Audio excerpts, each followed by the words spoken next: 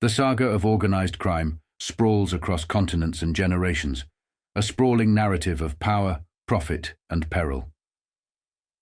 At the heart of this labyrinthine tale lies a pivotal moment: the clash between the Mafia and the Kennedy administration. These titans of the underworld presided over a criminal empire that spanned the breadth of America, their influence extending like tendrils into every corner of society. With their own bank, courtesy of the Teamsters Pension Fund, these kingpins held the keys to untold wealth and unrivaled authority. They had conquered America, weaving their web of corruption and coercion with a finesse that seemed unassailable. Yet their ambitions knew no bounds. As the 60s dawned, the Mafia set its sights beyond the shores of America.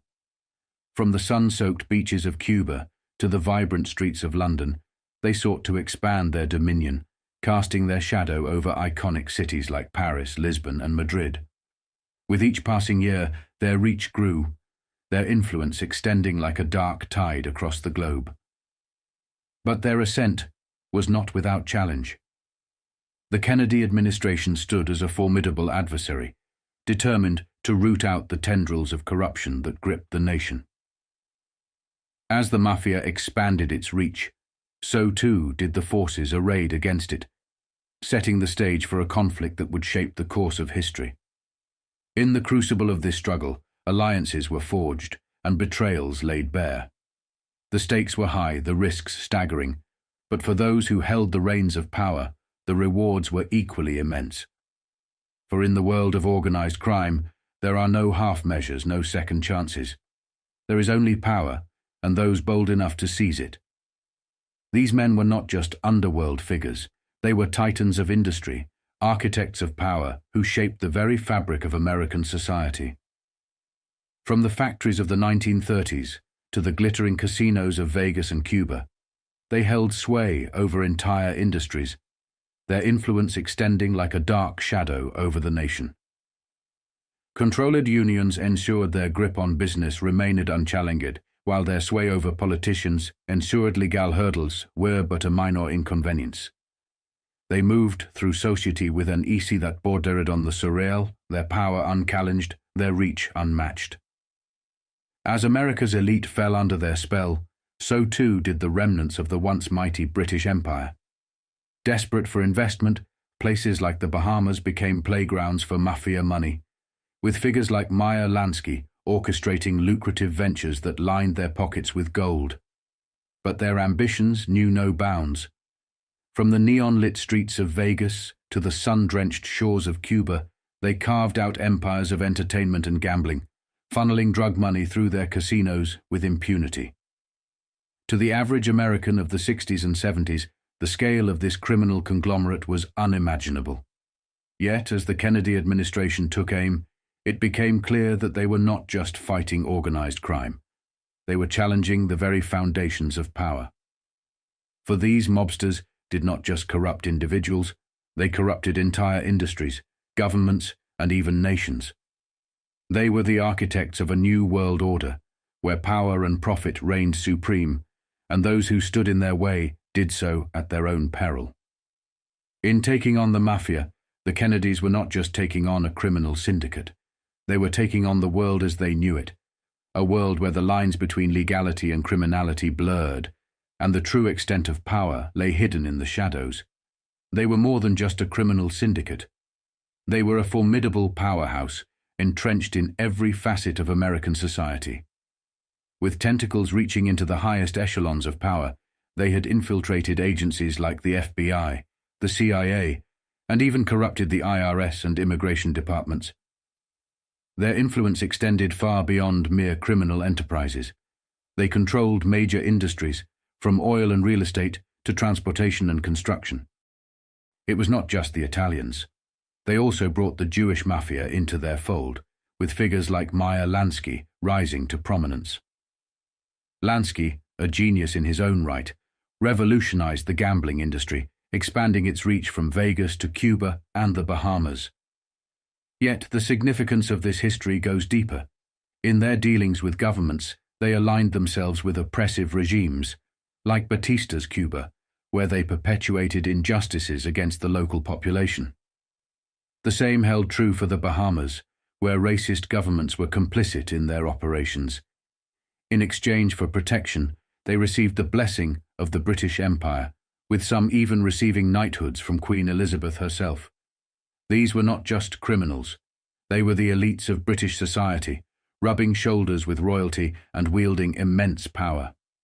In delving into the nexus between organized crime and the highest corridors of power, the story of Meyer Lansky becomes not just a tale of criminal enterprise, but a reflection of the intricate web of influence that shaped the world as we know it. In the late 40s, Meyer Lansky set his sights on the Bahamas, recognizing the immense potential for profit that lay beyond American shores.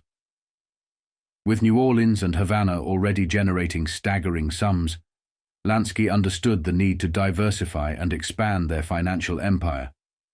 In a strategic move, he brought in industrialists who saw the allure of partnering with organized crime, thus solidifying their status as a global powerhouse. Picture this. The Mafia, while backing the Kennedy administration, simultaneously invested billions into burgeoning industries alongside some of the most influential investors of the era. Yet, despite their far-reaching influence, the true depth of organized crime's grip on American society remained largely concealed. However, in 1961, the tide turned. The war on organized crime commenced, spearheaded by figures like Robert Kennedy, who began unraveling the intricate web of Mafia influence. With Joe Valachi's testimony and the identification of La Cosa Nostra, the veil of secrecy was lifted, exposing the Mafia's stranglehold on America. The assassination of President Kennedy only fueled the fire, igniting a full-scale war waged through the press. Publications like the Evening Post, Look magazine, Life magazine, and Time magazine targeted powerful Mafia figures, exposing corruption and scandal. From the Vegas skim to the Kennedy assassination and affairs with Marilyn Monroe, the American press left no stone unturned. Meyer Lansky, at the helm of a billion-dollar empire, was accountable to the highest echelons of the Mafia hierarchy. His intricate network spanned Vegas, the Bahamas, and beyond, ensuring that profits flowed into the right hands. But as the hourglass emptied, the Mafia's time was running out. The list of men Lansky answered to was formidable, a roster of power brokers and kingpins whose influence spanned continents. Yet as the press unleashed its onslaught, the stage was set for a showdown of epic proportions. In the face of mounting scrutiny, the American Mafia stood on the brink of collapse, their once unassailable empire crumbling beneath the weight of truth and justice. In a groundbreaking expose in 1967, Life magazine pulled back the veil on Meyer Lansky and a formidable lineup of Mafia heavyweights.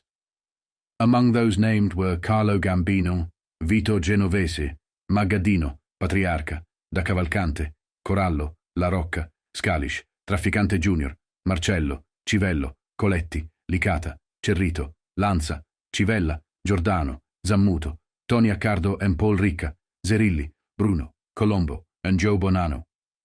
This revealing revelation sent shockwaves through American society, laying bare the intricate network of organized crime that had long operated in the shadows. From coast to coast, these names represented the pinnacle of Mafia power, their influence reaching into every corner of society. As Life magazine's expose brought their criminal enterprises into the harsh light of public scrutiny, the once untouchable Mafia bosses found themselves under unprecedented pressure. The days of operating with impunity were numbered, and the long arm of the law was closing in. For Meyer Lansky and his cohorts, the publication of their names marked the beginning of the end. As their empire crumbled around them, they faced a reckoning unlike any they had ever known. The era of Mafia dominance was drawing to a close, and the forces of justice were poised to strike. Indeed, the revelations did not stop with Life magazine. The Evening Post exposed the Mafia's vast investments in the Bahamas and their manipulation of British elites to safeguard their gambling empire. This magazine delved into the extensive history of Mafia operations, revealing how political shifts were impacting their illicit enterprises. The scale of Mafia influence was staggering, They operated on a global stage, collaborating with different nations and governments to maintain their grip on power. Aligning themselves with compliant regimes, they ensured that their casinos thrived, wielding influence over key decision-makers. Anyone who dared challenge their supremacy was labeled a communist by the press and CIA. Political adversaries were swiftly targeted, their reputations tarnished, and their influence undermined. It was a ruthless game of power and control, with the Mafia pulling strings behind the scenes to protect their interests at any cost. This insightful article sheds light on the immense influence and reach of Meyer Lansky, a figure whose role in organized crime is both significant and complex. Lansky's story is indeed crucial to understanding the evolution and impact of organized crime, and I look forward to delving deeper into his narrative in my documentary. His prominence in the underworld underscores the intricate interplay between crime, politics, and society, revealing the extent to which powerful figures like Lansky could shape the course of history. As we explore his story, we gain valuable insights into the workings of organized crime and its far-reaching consequences. Another significant aspect is the emergence of Jewish gangsters in the late 1940s.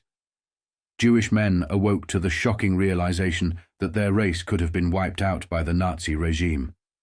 They were shown the Holocaust and saw the Nuremberg trials. Jewish mafia figures like Red Levine, Meyer Lansky, Mo Dalitz, and many other prominent Jewish gangsters were stunned by this.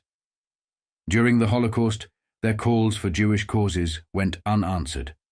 However, when Israel was established and needed weapons, their plea took another form, and this time it was answered. It was answered by one of the most dangerous mobsters known to man, one of the leading figures in organized crime, the accountant for one of the richest criminal conglomerates. He was a powerhouse, a king, or boss of all bosses in his own right, who ruled over the Jewish Mafia, the Jewish Council of Crime.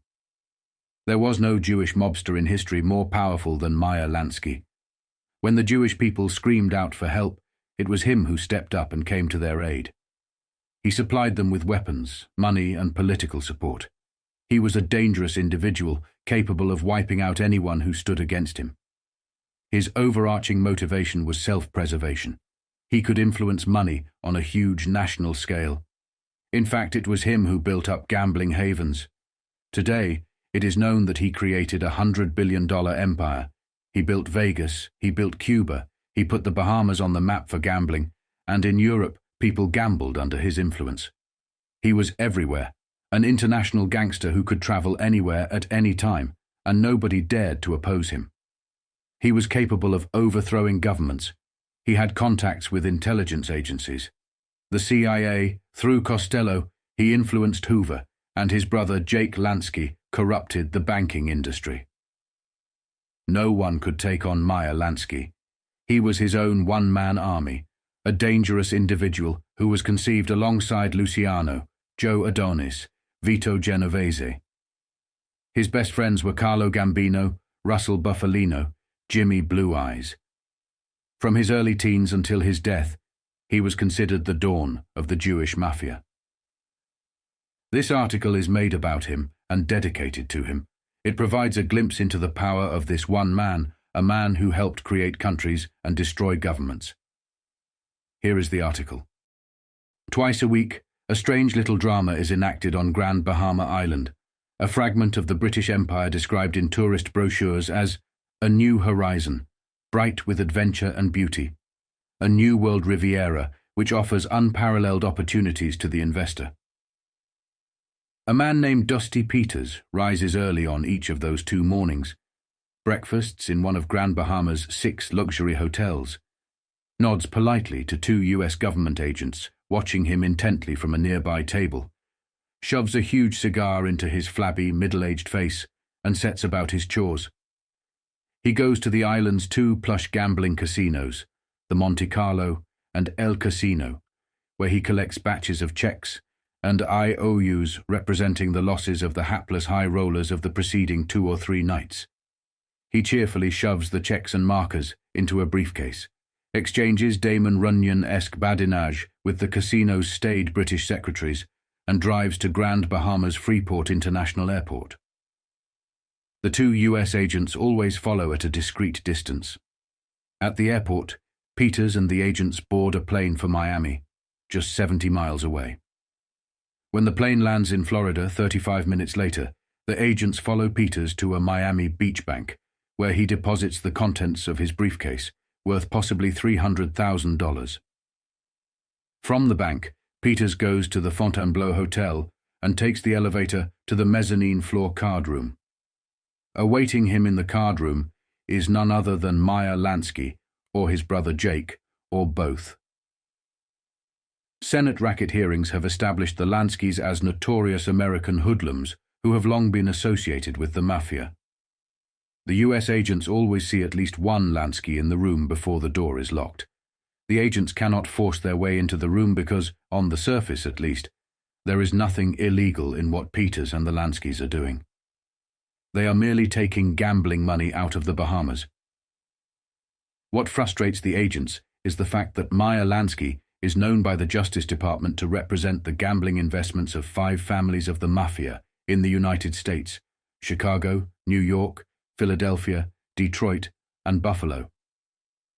Federal officials firmly believe that in 1966, Lansky funneled at least $6 million to the 5 mobs.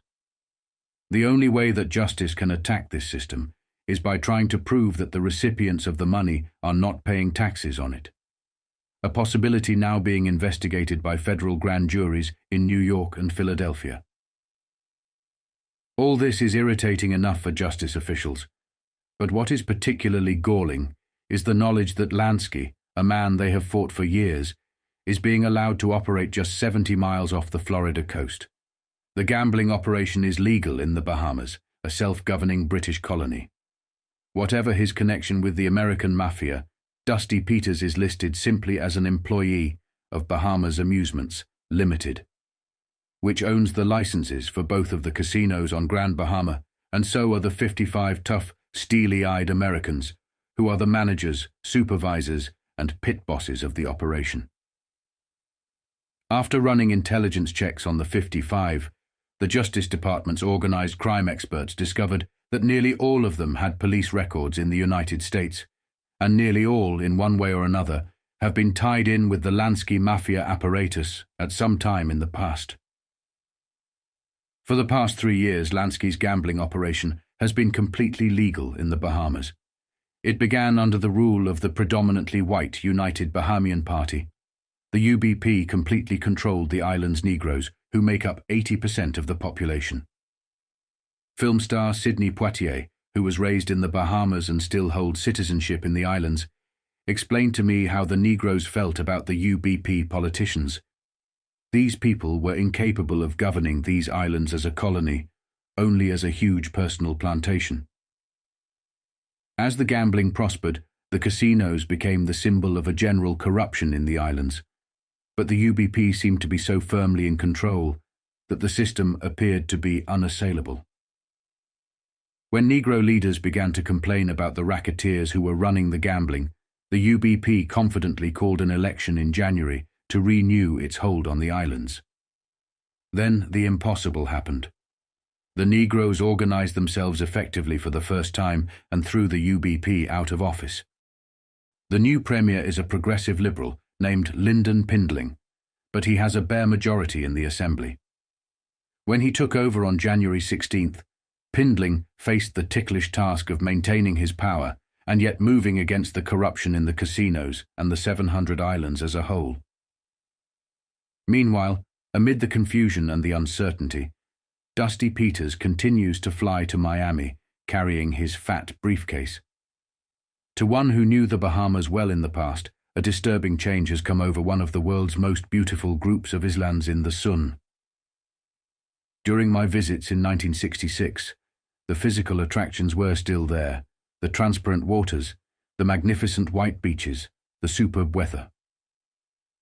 On my previous trips to the islands, there also had been great charm and hospitality among both white and Negro Bahamians. Now all this seemed to be gone, including, symbolically, the flowers, which people no longer cared about. The whites were nervous and withdrawn, the Negroes bitter and hostile. Some of the lesser-known islands, such as Eleuthera and Abaco, still possessed the old charm.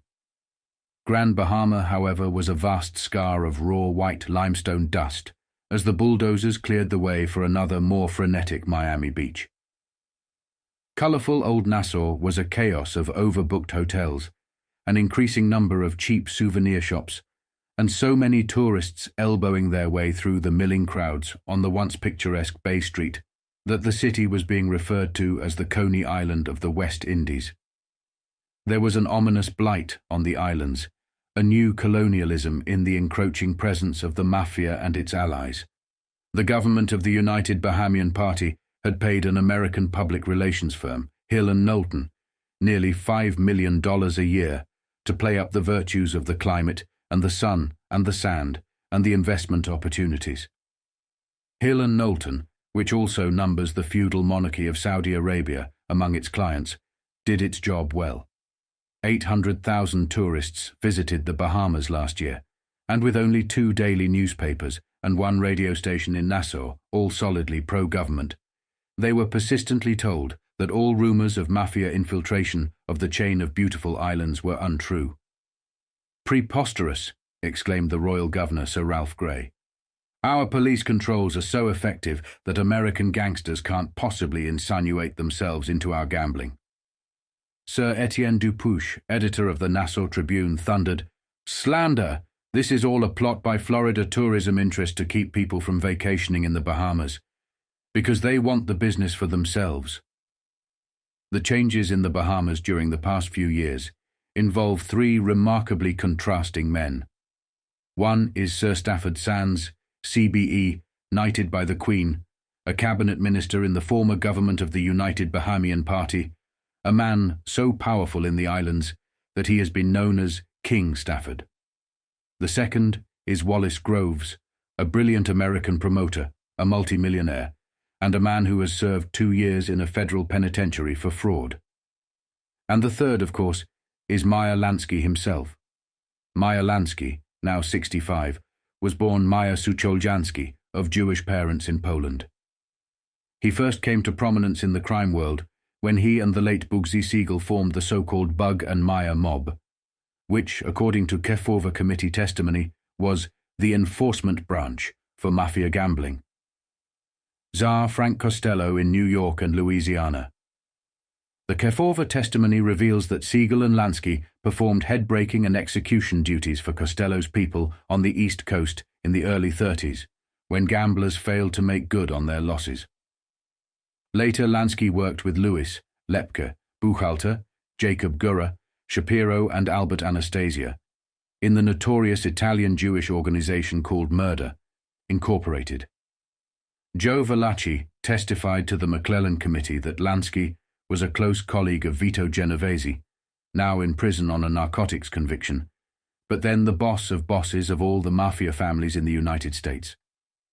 As recently as last September, a Lansky associate, Florida Mafia underboss Santo Traficante, was among the 13 men arrested at a Little Appalachian meeting of Mafia leaders convened in a restaurant located in the Queens section of New York City. During all this time, Lansky was arrested 7 times on various charges ranging up to murder, but he was never convicted. Witnesses have a habit of changing their testimony when Lansky is involved. In 1926, for example, a man named John Barrett was taken for a gangland ride, shot in the head, and tossed out of the car. He miraculously survived and named Lansky as his would-be assassin. But then someone tried to poison Barrett with strychnine as he lay in his hospital bed, and he clammed up. He flatly refused to sign the complaint against Lansky, and the case eventually had to be dropped. In 1946, Bugsy Siegel opened Las Vegas to gambling, and Lansky, his old partner, got a piece of the action. In 1955, the Nevada Tax Commission charged that Lansky had a hidden ownership in the Thunderbird Hotel in Las Vegas through his brother Jake and a lieutenant named George Sadlow. The commission suspended the Thunderbird's gambling license. The decision was reversed on a technicality by the Nevada Supreme Court. But ever since then, Lansky has been on the list of 11 notorious persons whose very presence in a Nevada gambling casino is cause for the revocation of its license. Long before he moved into Las Vegas, Lansky began to colonize the Caribbean for Mafia gambling interests. He operated in Havana until the fall in 1944 of his friends, Cuban dictator Fulgencio Batista, and he ran profitable illegal casinos in the Colonial Inn and the Club Bohème in the Miami area. With Batista's return to power in 1952, Lansky moved back into Havana in a big way. He determined to make Havana the Las Vegas of the Caribbean, and he succeeded. Using Mafia money, he directed the building and operation of the $14 million Riviera Hotel and Casino in Havana. He installed Brother Jake as manager of the competing casino in the Hotel Nacional. The Las Vegas of the Caribbean boomed not only from its gambling business, but also from the inevitable Mafia subsidiary enterprises, prostitution, narcotics, extortion. Federal agents estimate that at least $1 million a month flowed back to the Mafia in the United States through Lansky. The Mafia investors, especially those in the Cleveland family, got quite a return on their money, which, as the FBI knows, was then used for their other traditional investments, such as the purchase of heroin. Lansky built up a first-class organization in his Havana operation. He had Dusty Peters, the courier par excellence, shuttling the money back and forth from Cuba to Miami. He had George Sadlow, his old Las Vegas partner. He had Dino and Edward Cellini, both wizards at designing and operating casinos. He had Frank Ritter, Max Courtney, and Charles Brudner, who have been indicted as three of the biggest sports bookmakers in the United States, with casino experience at an illegal gambling palace in Saratoga, New York. He had a whole corps of expert casino floormen in Hickey Cam, Al Jacobs, Dave Geiger, Abe Schwartz, Tony Tabasso, Roy Bell, Jim Baker, Jack Mettler, and Ricky Ricardo. The bubble burst in 1959 when Fidel Castro took over the Cuban government and abolished the casinos. The Bahamian government called it a coincidence, but 4 years later, when it granted an exemption to its anti-gambling laws to the Bahamas amusements, to operate gambling casinos in the islands, who should show up among the casino employees? Dusty Peters, George Sadlow, Dino Cellini, Edward Cellini, plus Ritter, Courtney, Brudner, Cam, Jacobs, Geiger, Schwartz, Tabasso, Bell, Baker, Mettler, and Ricky Ricardo. The story of how gambling came to the Bahamas involves Sir Stafford Sands, 54, the ex-Minister of Finance and Tourism. Tough, profane, and brilliant, Sands is right out of an Ian Fleming novel, a huge mountain of a man who weighs more than 300 pounds, and whose left eye is glass, the result of a childhood accident. Like many other white Bahamians, he is descended from the Tories who left the American mainland. During the years after George Washington won the Revolutionary War, and his enemies in the U.S. Justice Department sometimes refer to him as King George's Revenger. The son of a grocer, Sands did not graduate from college but still managed to become a lawyer. He did so well in politics that he was the principal strategist behind the ingenious and complex electoral system that enabled the predominantly white United Bahamian Party to control the Negroes. Sands owes much of his wealth to the convenient fact that the Bahamas had no conflict of interest law. As a lawyer, he was constantly involved in litigation with the government, which, since he was Minister of Finance, was often himself. Sands lives in a magnificent mansion called Waterloo, and he owns one of the finest collections of antique paperweights in the world. His favorite sport is shooting pigeons. In the 40s, Sands joined forces with an American named Wallace Groves. Now 65 years old, bald and portly, Groves was a dashing figure on Wall Street in the pre-World War II period. A Virginian with 2 law degrees from Georgetown University, he was deemed a bit too dashing in his financial manipulations by the U.S. Justice Department. In 1941, he was convicted of mail fraud in Federal District Court in New York and sentenced to 2 years in the penitentiary. with 2 additional years suspended. Hill and Knowlton propagandists in the Bahamas used to discount this blemish on Groves's career as a youthful escapade, and they told reporters that the government just made an example of him for doing what everyone else was doing on Wall Street. The record does not bear out this contention, and in fact, the United States versus Groves is so celebrated a case that it is still studied by students in American law schools. Groves was charged with trying to defraud the General Investment Corporation of some $750,000. As a frontman, he used the company's president, who later turned state's evidence and escaped punishment.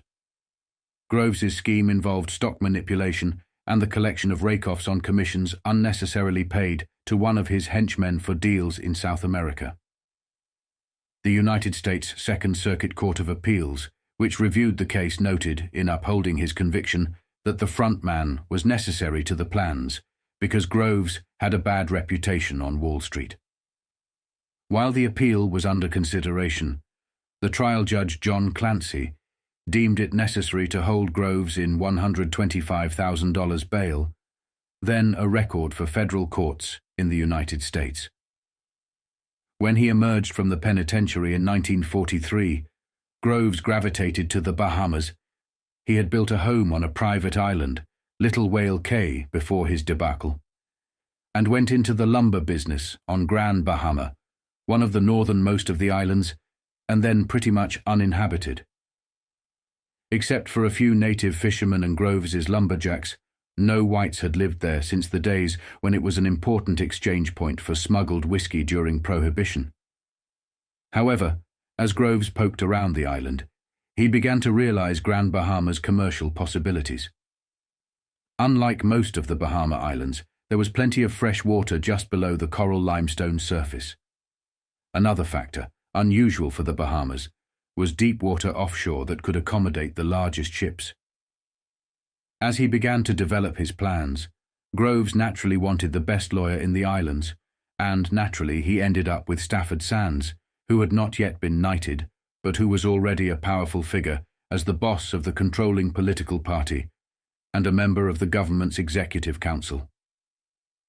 Sands became engrossed in Groves's plans to develop Grand Bahama and helped mightily to guide through the legislature.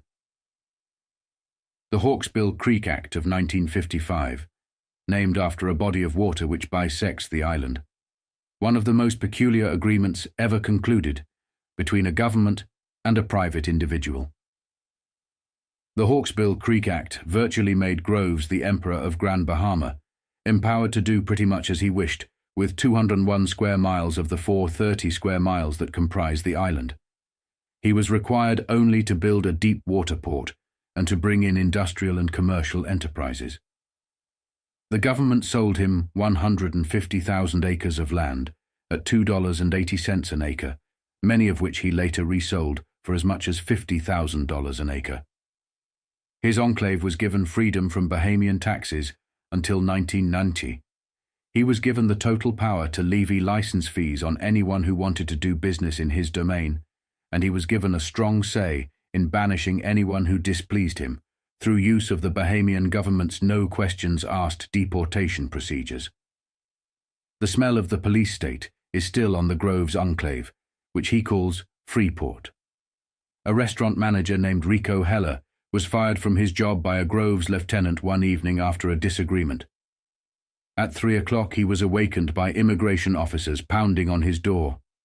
They ordered him to be off the island in 4 hours, leaving his belongings and property behind. A Negro Bahamian taxi driver named Dennis Hall, who somehow fell into disfavor, received an official notification that he could no longer set foot in the Freeport enclave half of his own native island, because the Hawksbill Creek Act gave Groves's Grand Bahama Port Authority the absolute right to exclude any person and vehicle. Despite such peculiarities, Freeport has developed phenomenally, due in large part to a lack of taxes.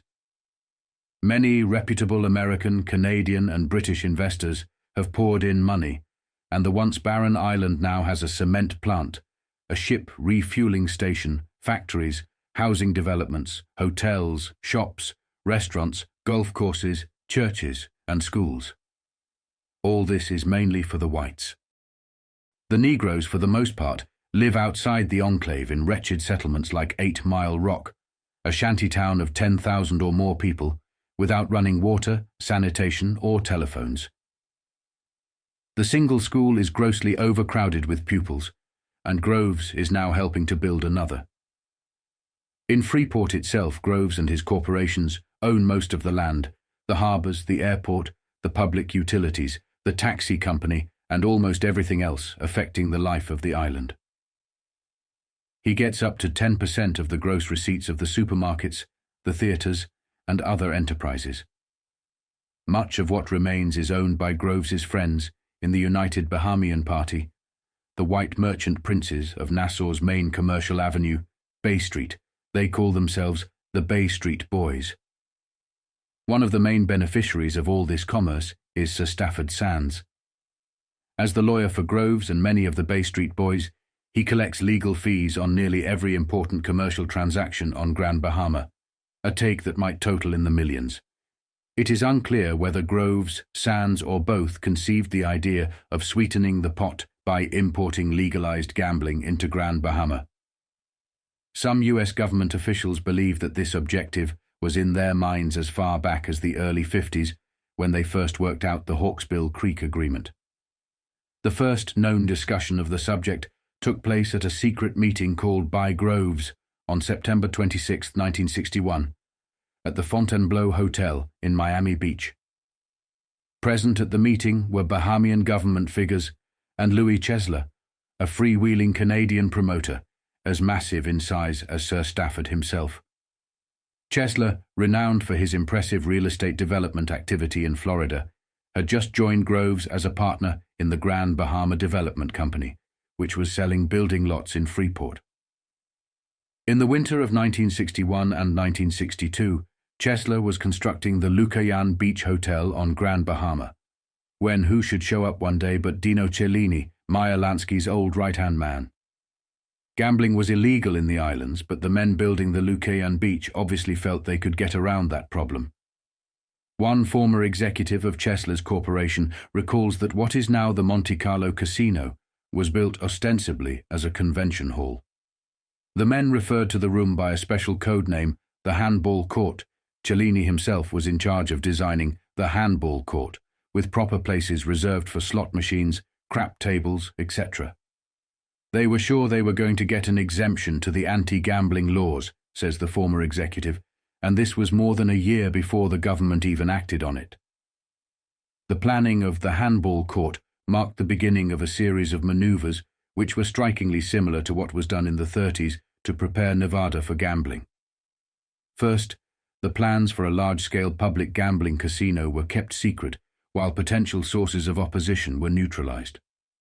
In Nevada, the out-of-state gambling interests became the most generous financial contributors to churches and church schools. And so, it was in the Bahamas. One clergyman whom I interviewed in his rectory admitted that he would not say one word against gambling. "How can I?" he said. "The casino people donated my high school." Another minister told us, "I'm not happy about gambling, but it is the law of the land now, and those people have been very helpful to us." The church got a free 999-year lease. The most vocal church opponent of gambling, Reverend Philip Blackburn, a Methodist, was recently recalled to England. In the press, the principal threat to the proposed Bahamas gambling project was Sir Etienne Dupuche, a leathery. Part Negro crusader, now in his 60s and ailing, who owns and edits the colony's leading newspaper, the Tribune. For years, Dupuche had been thundering editorially against the evils of gambling. In 1955, he had successfully squelched a previous attempt to open a gambling casino on West End, another Grand Bahama resort. In 1961, however, the Tribune's anti-gambling editorials suddenly stopped. Shortly thereafter, the Tribune began to carry expensive full-page advertisements extolling the tourism and investment virtues of Freeport, which was then still mostly wilderness. The Dupuche family also publishes the Bahamas Handbook, a paperback guide to the islands. Although the handbook has a circulation of only about 10,000, the 1962 edition carried an estimated $50,000 worth of Freeport advertising. Last year, the Wall Street Journal revealed that Sir Etienne actually was on the payroll of Groves's Grand Bahama Development Company as a consultant at $1,900 a month. In a letter to Groves dated February 20, 1964, Dupuche acknowledged receipt of at least 2 months' fees, $2,800. To this day, no one, including Groves, has been able to tell us exactly what Dupuche was supposed to do as a consultant. By March 1963, the Groves-Chesler-Cellini operation was ready to take its case to the Bahamian government for an exemption to the anti-gambling laws. They went not to the legislature, but to the Governor's Executive Council, which then functioned as a cabinet. Their case was presented by none other than Sir Stafford Sands, who also happened to sit as a member of the Executive Council. The applicant was Bahamas Amusements, Limited, whose shares were split equally between Louis Chesler and Groves's wife, Mrs. Georgette Groves. Chesler resigned from the company in 1964. The exemption was granted on April 1, 1963. It provided that the company could operate casinos anywhere on Grand Bahama, just so long as they were in, or in conjunction with, or in the vicinity of a hotel having at least 200 bedrooms. The Lucayan Beach Hotel happens to have 250 rooms. Later, Sir Stafford Sands, as attorney for Bahamas Amusements Limited, negotiated a license fee for the casinos with Sir Stafford Sands, the Minister of Finance. It turned out to be only $280,000 per year per casino, no matter how great the volume of business, plus $280 per slot machine. This was a ridiculously small sum. In Puerto Rico, for example, the well-regulated casinos have to pay 30% of their total earnings to the government. The news of the exemption and its terms stunned the colony. Especially since Huntington Hartford, the A&P multimillionaire, had previously been turned down on his offer to pay 3% of the proceeds to the government if he were given a gambling exemption for his Paradise Island resort in Nassau. It was not until 1966 that some of the details of the unusual cooperation between the Groves Gambling Combine and members of the Bahamian government began to leak out. The Wall Street Journal charged that it had uncovered records to prove that at least 4 members of the Executive Council had either been paid off by Groves's companies with consultant jobs, à la Etienne Dupuche, or had otherwise profited. The 4 were Sands, the Premier, Sir Rowland Simonet, a dentist, Dr. Raymond Sawyer, and Trevor Kelly, then Minister for Maritime Affairs. A 5th member of the government, Speaker of the House, Robert Hallam. Simonet, the Premier's son, was also named. Sands, Sir Rowland, Dr. Sawyer, and Kelly all denied the allegations or refused to comment. Robert Simonet, a yachtsman, admitted that he had been retained as a consultant at $14,000 a year to advise on marina construction in the Groves enclave. In a remarkably candid interview with me in November, Groves acknowledged that all of these payments had been made. The interview came about in an unexpected way. Although Groves had steadfastly refused to see any reporters prior to my arrival on Grand Bahama, I was suddenly summoned for an audience through a Hill and Knowlton intermediary. The interview took place in the Grand Bahama Port Authority building, which is called the Kremlin by the local inhabitants. Groves talked to me in his private office, which is large and luxurious but spare in its decoration. His 5 college degrees were hung on one wall, and what seemed to be a small antique treasure chest rested on his desk. Groves himself is a medium-sized portly man with a bald head, heavy jowls and darting eyes. His cufflinks were made from old Spanish doubloons, taken from the wreck of a sunken 17th-century galleon recently discovered in the waters near the Lucayan Beach Hotel. Seated alongside Groves's desk, wearing almost identical somber blue clothing and antique cufflinks, was his aide-de-camp, a Port Authority vice president named Martin Dale. Dale is an earnest young man with red hair and moustache who once was a U.S. Foreign Service officer. He resigned a consular post to become Privy Councillor to Prince Rainier of Monaco. Groves hired Dale away from Rainier, and Dale was still acting as if he were in the presence of royalty. He bowed to Groves and incessantly called him Sir. Once he slipped up and began to address him as Your Highness. Groves was prepared for the interview with pages of closely spaced handwritten notes on a yellow legal pad in front of him. He began by talking about what a small and unimportant part of his $500 million empire the gambling operation was. He said he hoped I had the good sense to emphasize his industrial and commercial achievements rather than gambling, which netted me only $193,000 last year. An hour later, after he had exhausted the topics on his pad, I asked him, "How about the alleged consultant fees to Sir Stafford Sands?" He said, "I pay a $10,000 a month retainer to Sir Stafford, but I can't tell you where legal fees end and consultant fees begin." I asked, "What about the consultant fees to Premier Simonet, which he denies receiving?" Sands said, "Well, Sir Roland did get paid. He was a consultant on road building and the construction of golf courses here." I asked, "And Dr. Sawyer?" "Oh," said Groves, "Dr. Sawyer just got a few $1,000s. He advised us on setting up a public health service.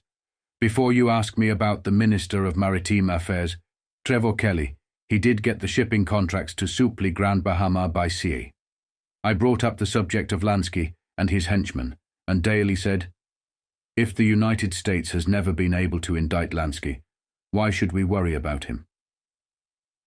Groves hastily began to talk about his island's many golf courses, and with difficulty I got back to the matter of payments to government officials just before the end of the interview.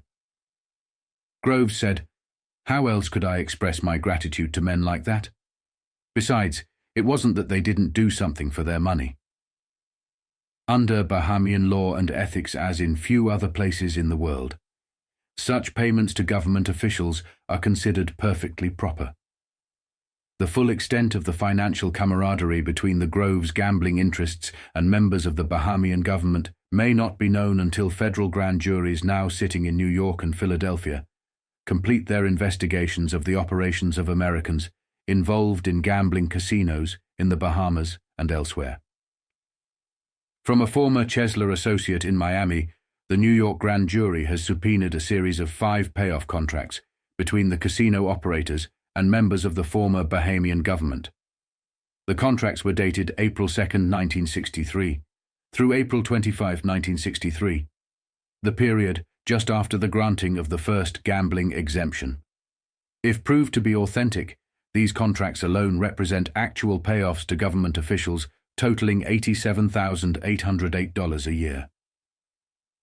Whatever the contractual arrangements, Meyer Lansky and his Mafia backers have been milking the casinos they have helped to set up and run on the islands.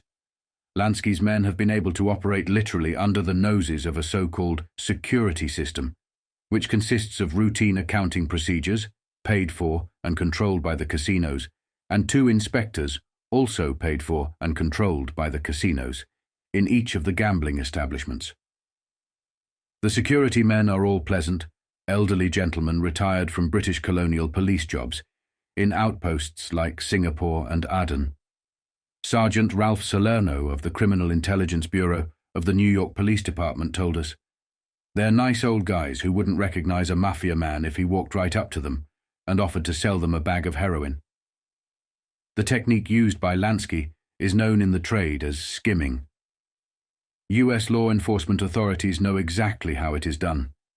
Sergeant Salerno says, "Everyone makes the mistake of thinking that skimming is shoveling cash into briefcases before the authorities can count the night's take in a casino. Even in Las Vegas, they do not do it that way. There are much simpler and more subtle methods, and all of them are being used in the Bahamas. The first method is called the kickback skim.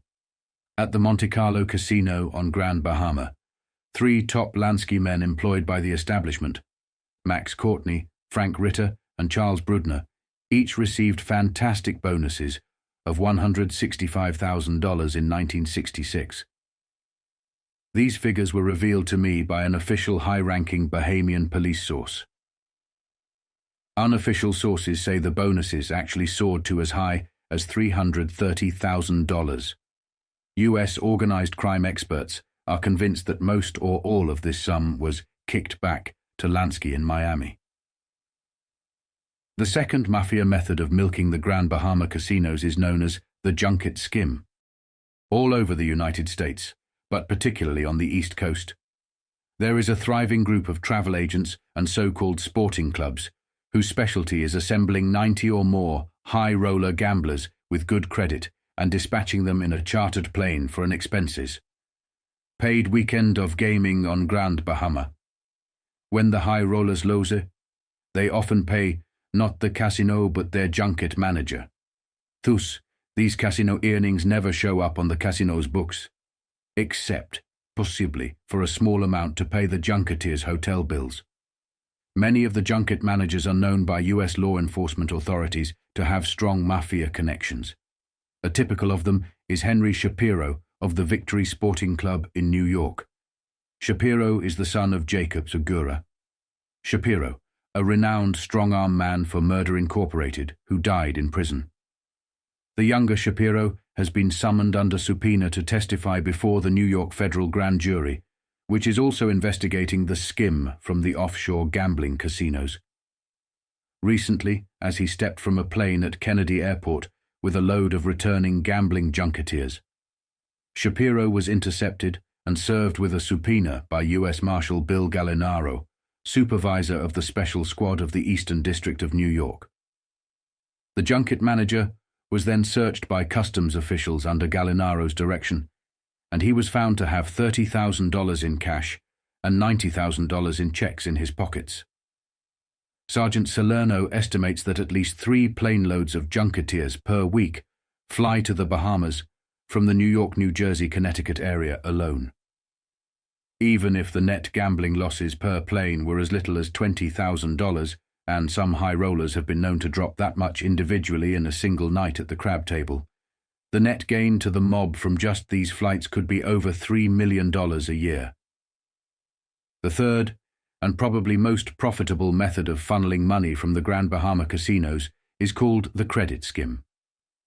As with the junket skim, this technique relies on the fact that American high rollers do not show up with vast sums of cash, and they ask the casino managers to extend them credit, against which they write personal checks and occasionally IOUs, or markers.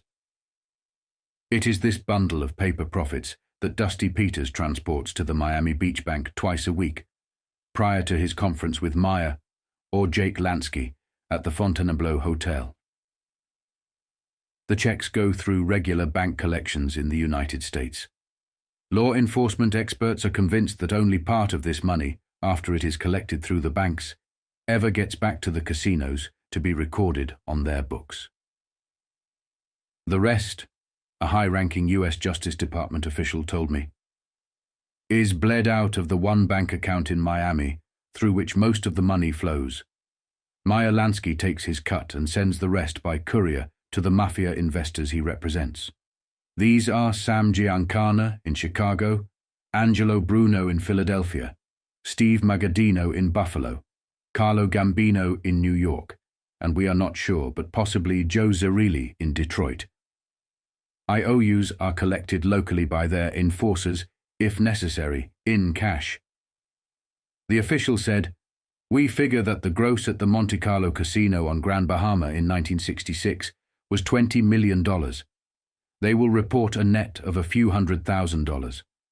They have certain fixed expenses, such as salaries, subsidies to hotels, and a license fee to the Bahamas government of about $315,000.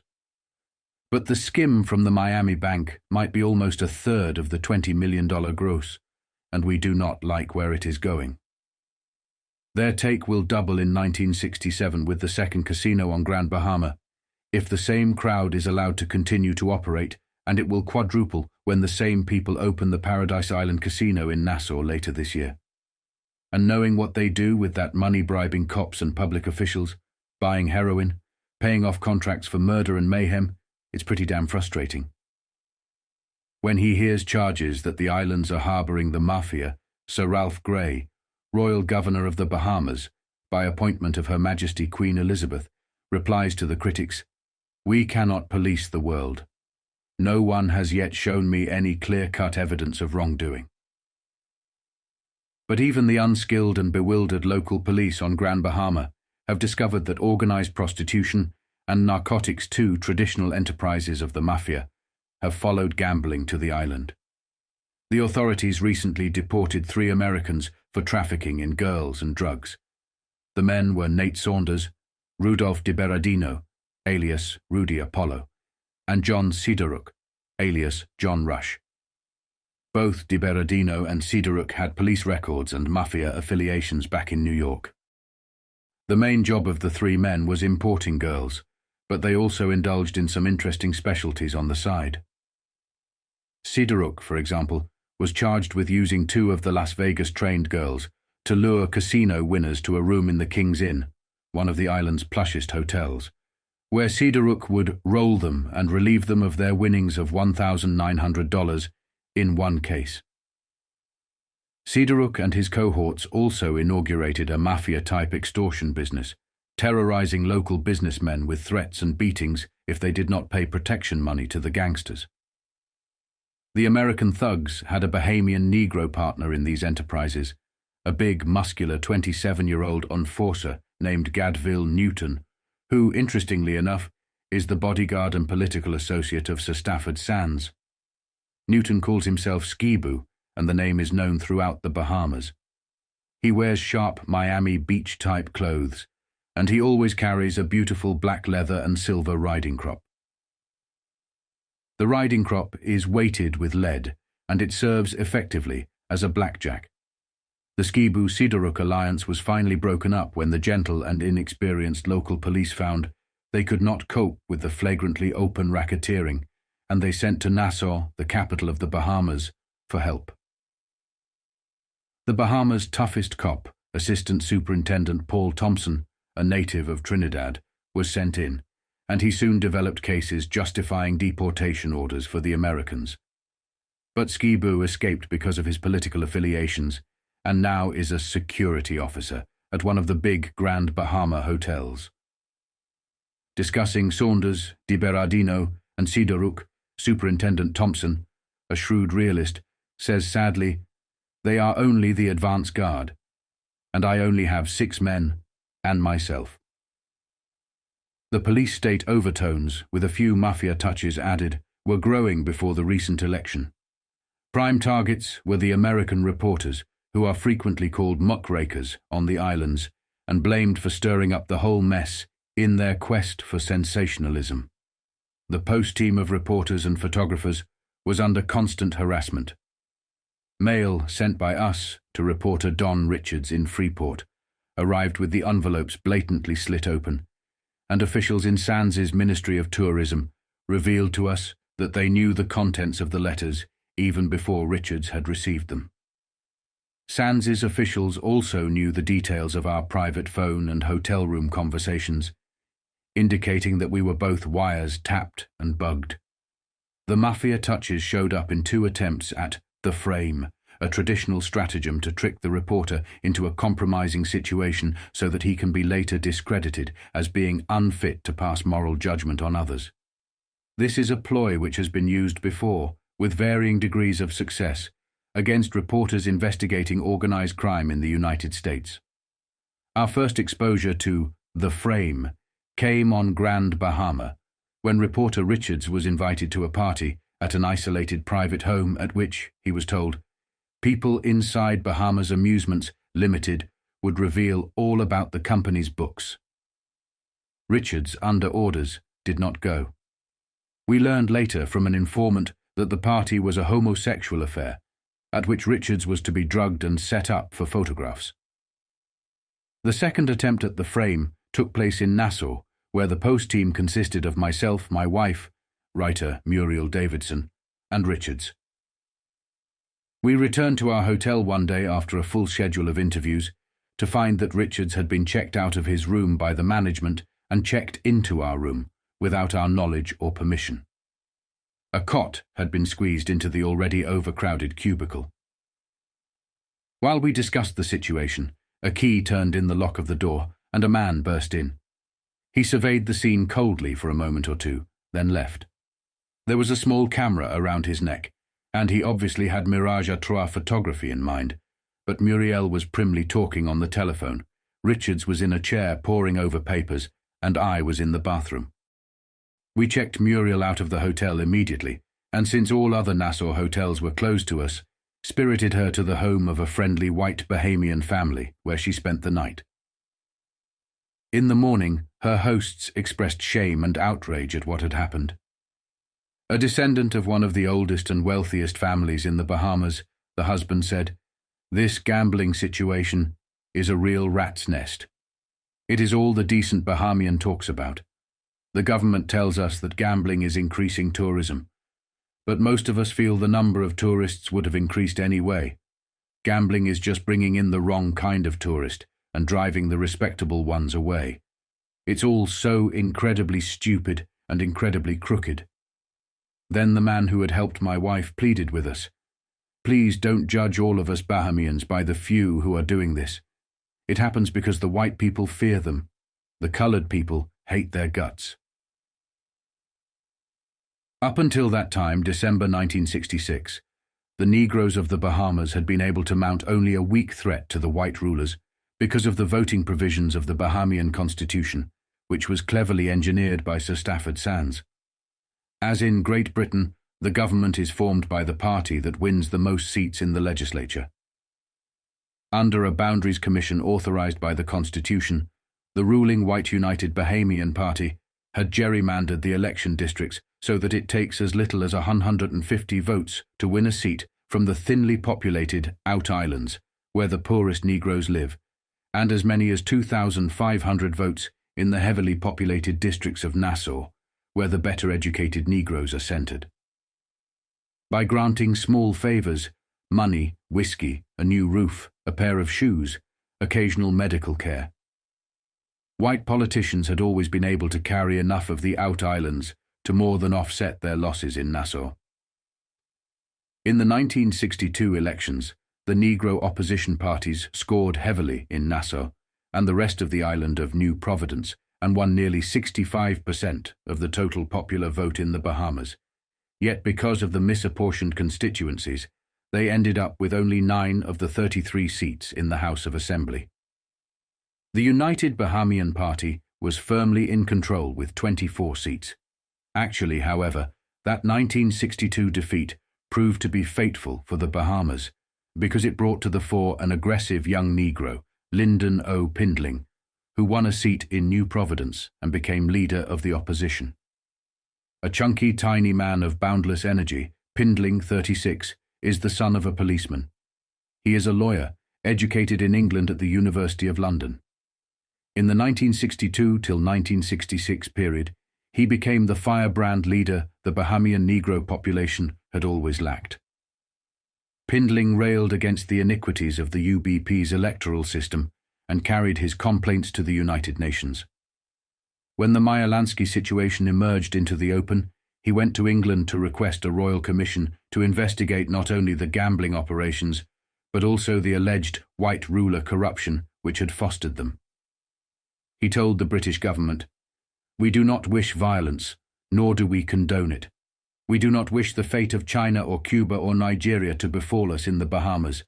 The time is now for skillful surgeons to wield a sharp scalpel to save the Bahamian body politic from cancer. The cancer is corruption."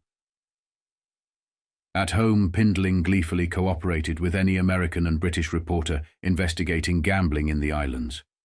By December 1966, Sir Stafford Sands and his fellow ministers in the UBP apparently decided to crush Pindling and his Progressive Liberal Party, PLP, once and for all. Although they were not required to call an election until as late as November 1967, the UBP decided to conduct one on January 10th. Pindling, At first stunned by the premature election campaign, soon turned it to his advantage. He told his people, who are deeply religious, "In the Bible, in the book of Exodus, the Lord said to the children of Israel that he would begin to deliver them from the Egyptians on the 10th day of the first month, and when is our election? The 10th day of the first month." He warned them that this would be their last chance to save themselves from the fate of the Negros in Rhodesia. The UBP already is filling civil service positions in the government with Negro-hating whites from South Africa and Rhodesia, he said, which was true. And they're playing South African government programs on the Bahamas radio station. They are planning to set up an independent white republic. Wherever he went, he talked about the Meyer Lansky infiltration of the gambling casinos. The white UBP candidates ran a routine campaign, reminding the people of the prosperity they were enjoying. They did not even seem perturbed when Pindling acquired a helicopter from an American supporter and hopped from island to island, matching the best they could do with their own air transport. On the eve of the election, they predicted the UBP would win at least 25 of the 38 seats in the legislature. All American political observers in the island agreed with them. Barring a miracle, Sands and his party seemed sure to continue their control over the Bahamas, and life would go on as much as before. Then a miracle happened. On election day, the Negroes poured out to go to the polls with a purpose they never had exhibited before. Pindling's PLP workers performed their duties like Bobby Kennedy men. Even the taxi drivers organized a communication system for the PLP through their car radios. When the results came in, there literally was dancing in the streets. The PLP had won 18 seats. The UBP had also won 18 seats, but the other 2 seats were taken by a Labour Party candidate and by a white independent. The Labour Party man, at least, could be counted on to vote with the PLP giving it a majority of 1. But by January 13th, Pindling felt that he had the support of the independent. On January 14th, Sands and the rest of the UBP government resigned. On January 16th, Pindling and his party took over. A British warship, nervously standing by in the harbour, withdrew.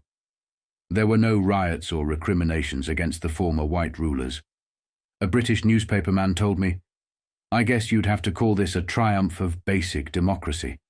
It was quite a change for this part of the world, a peaceful revolution.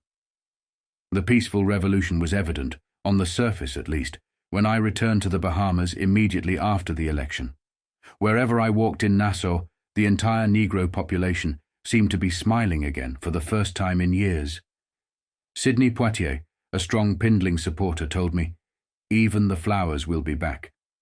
But in the hard world of realistic politics, the triumph of basic democracy was not that clear-cut. The white merchant princes of the UBP still hold all the economic power. On the day Pindling took office, the former Premier, Sir Roland Simonetta, closed down his shipyard, throwing all of his Negro employees out of work. The UBP-controlled newspapers ran stories indicating that foreign investors, fearful of Pindling's mildly socialist party, were pulling out of the islands, thus posing the threat of a severe economic depression. Pindling reacted by doing everything he could to allay the fears of the white community. Instead of firing the American public relations firm Hill & Knowlton, as he had promised, Pindling retained the company, and it began to grind out publicity for him as it had for his arch-enemy, Sir Stafford Sands, just a few days before. Many Pindling supporters felt this was a serious mistake. It then turned out that Pindling had made other mistakes. For example, it was discovered that unknown to Pindling the American, who had loaned him the helicopter for his campaign, was Mike McClaney, a former associate of Meyer Lansky in the gangsters' Havana gambling empire. Pindling vehemently denies knowing that McClaney was his benefactor. I spent considerable time with Pindling in the first troubled days of his administration. One interview took place in his home, a tastefully furnished ranch house exactly like those in hundreds of American suburbs. Pindling's wife, Marguerite, a beautiful, intelligent young woman, served us a native lunch of market fish on magnificent Jamaican china. Then Pindling and I talked. "I have to go slow," he said. "I have to dispel the radical black power image our enemies have created. I want all the economic and agricultural help I can get from the United Nations. I want all the help I can get from the United States." "Are you also going to go slow in rooting the Mafia out of Bahama's gambling?" I asked. "Yes and no," he said. "In the first place, I feel that the basis of Mafia power lies in the corruption of public officials, and we've already taken steps to make it a conflict of interests for a government official to profit from the casinos. All of my ministers have given up their businesses and professions. We will be a full-time government. In the second place," he continued, "I'm going to renew my request to the British to send in a royal commission to investigate thoroughly the entire mess, and at the same time, let them investigate the UBP charge that my party is infiltrated with communists. I also will ask the United States Justice Department to give us full information on the Americans working in the casinos. There will be no compromise on the undesirable element. They must go.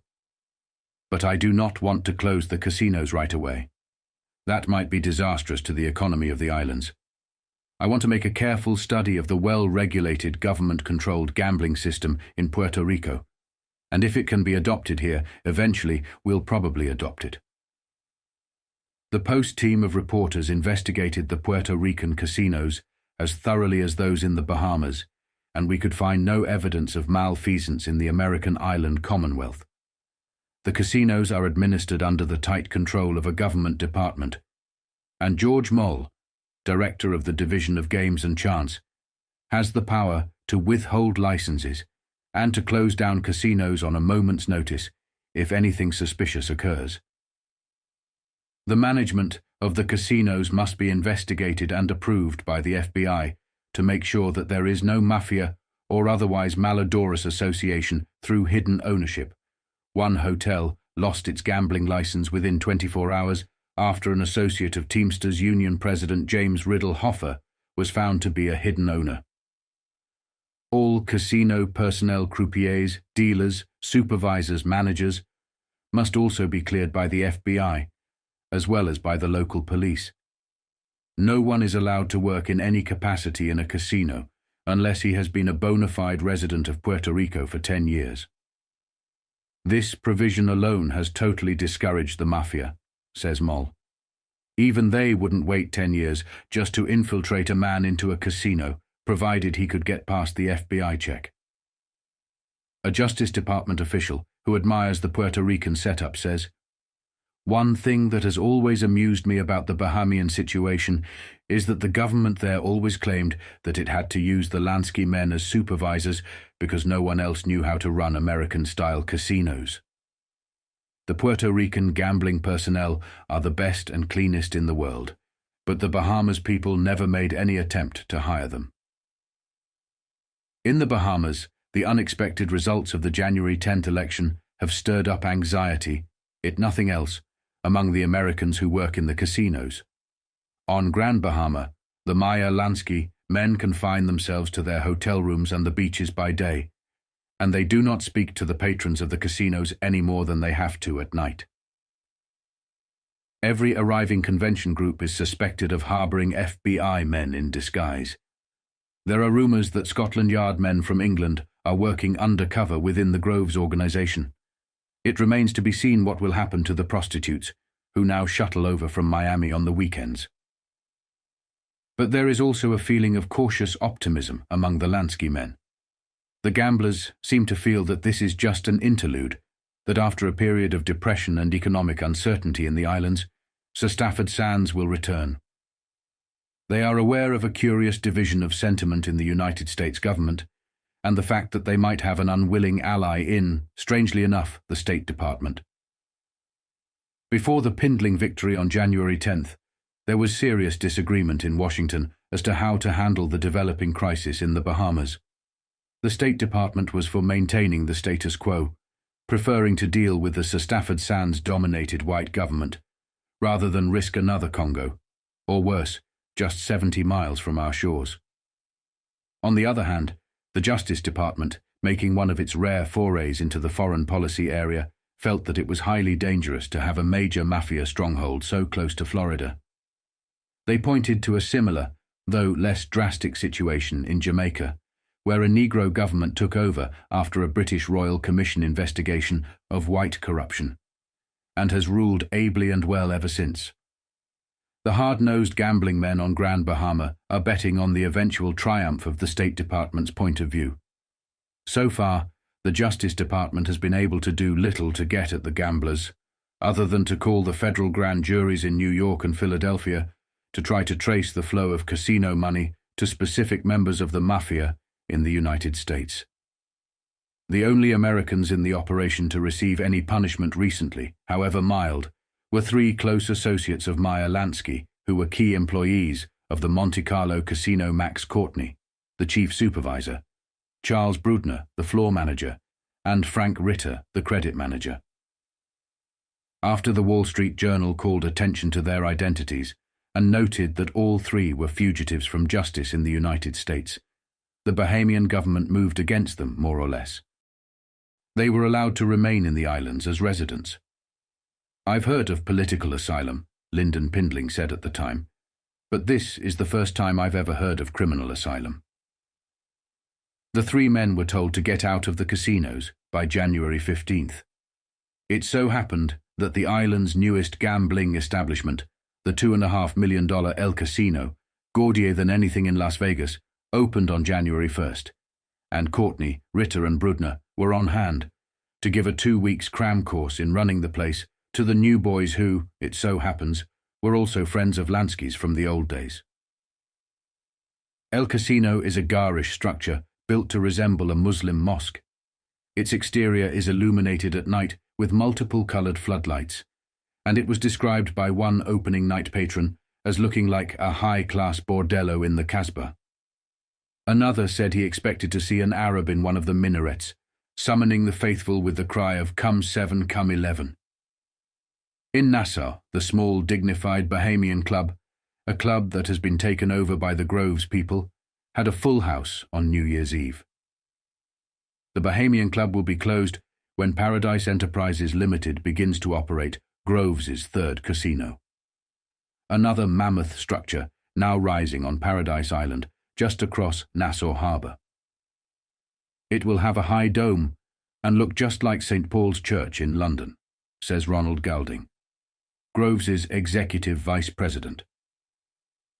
Workers are halfway through building a multi-million-dollar bridge to Paradise Island, which can now be reached only by ferry. In addition to all this, several new hotels are under construction, both in Nassau and on Grand Bahama. Each is eagerly planning a convention hall that could easily be converted into a casino. In his campaign, Pindling said, "How long will it be before we have a mafia-run casino in every hotel? It could be Las Vegas all over again, but at least in Las Vegas, a good deal of the money gets back to the people." Every morning in the hotels of 8 Mile Rock on Grand Bahama and Over the Hill in Nassau, native Negro workers get up and go to work on the various construction projects. They appreciate the money the work has brought them, but they have mixed sentiments about the future of the structures they are erecting. We talked with one native worker recently as he was putting the finishing touches on the landscaping around El Casino. He looked up at the flamboyant building and frowned. "I don't know," he said in his lilting Bahamian accent. "There's a powerful feeling of evil here." Just then, a car went by on the highway called the Mall. In it was Dusty Peters, cigar in face, on his way to the airport for his twice-weekly conference with Meyer Lansky in Miami Beach. This magazine dealt a devastating blow to Meyer Lansky and the Vegas scene, as well as the money laundering scheme these men had built up. This had a devastating effect, because this magazine, along with others, came out when Jimmy Hoffa was sitting in prison, completely irate at the situation he found himself in. The revelations from this magazine and many others had a devastating effect.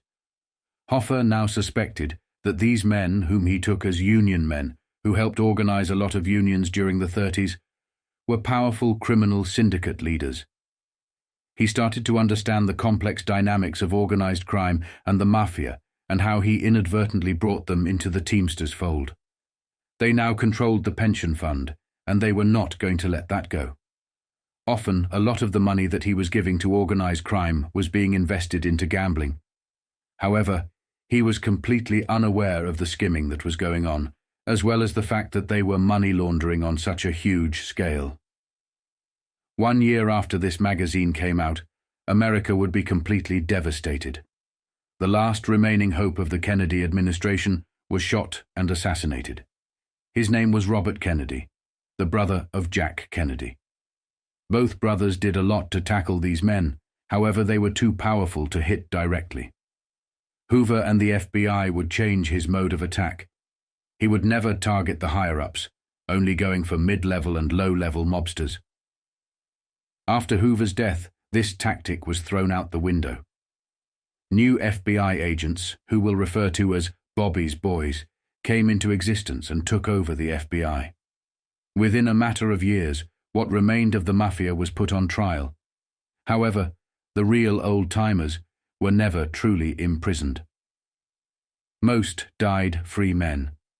I will delve into what this magazine, as well as many others, such as Life magazine, Exposed, and the devastating effect they had on Meyer Lansky. My documentary regarding Frank Costello is slowly coming to its final phases. The next two mobsters created a huge lot of history, as well as the fact that they're going to be our first Jewish mobsters. We're going to discuss Benjamin Siegel and Meyer Lansky. Thank you for listening.